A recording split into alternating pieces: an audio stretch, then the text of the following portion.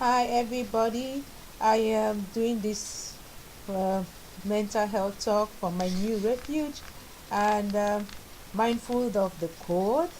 I am liking it, I am adapting to it, and yeah, I'm making the best out of it. And I hope to stay here for pretty long. So, today I just want to share a few views on the different diagnoses we have and the labels and the impact on that, of course, based on my own what can I say, my own opinion, my own life, and that of my brother. And today is International Disability Day, and it's not only those on wheelchairs and with the walking canes who are disabled. We have to equally think of those who are really overcoming those mental challenges which impact their day-to-day functioning.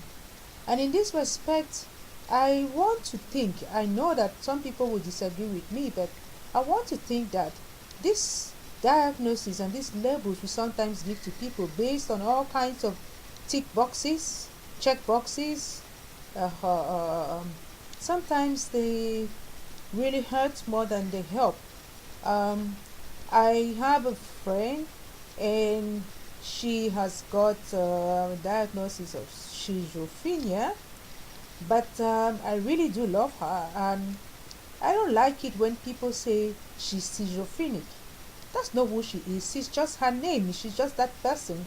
But she has this disorder which sometimes gets her to be something else or to do stuff. But I don't think that when we look at her, we have to immediately think of this label and sometimes even don't treat with her at all.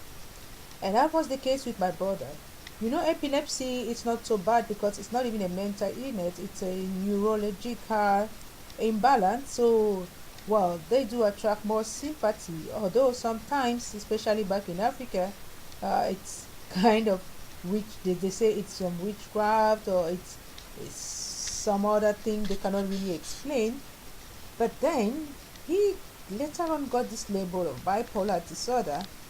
I don't know if that category it's meant for people who are already so outrightly loons, or for people who just have some challenges of theirs, maybe due to a previous condition. In my brother's case, it's epilepsy, and we know that such impacts people's mental well-being because they lose a lot of self-confidence, because they tend to self-isolate, and so they can revisit a lot of past trauma and all of that, and their actions gradually become sort of weird.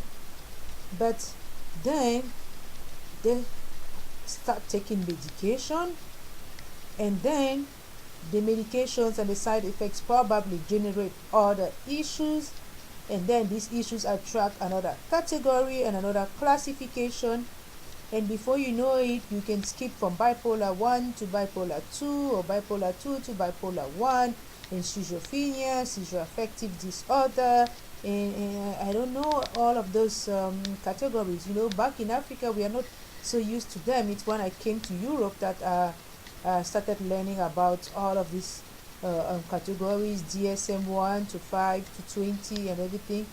I don't know if it's just the characteristics we are looking out for, or it's the problem that these people have, the challenges they have, the challenges I personally have.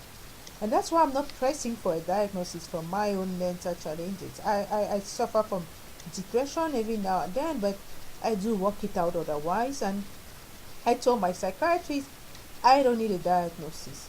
I don't need medication for now. I think I can do much better. And when I take some radical steps in my life, I try to lean in.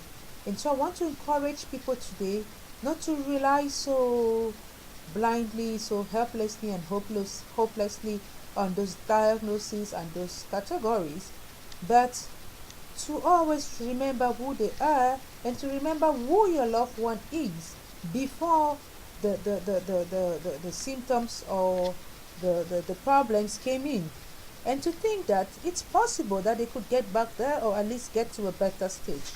So that's the end of my short talk for today, and I wish us all a happy end of week. Thank you.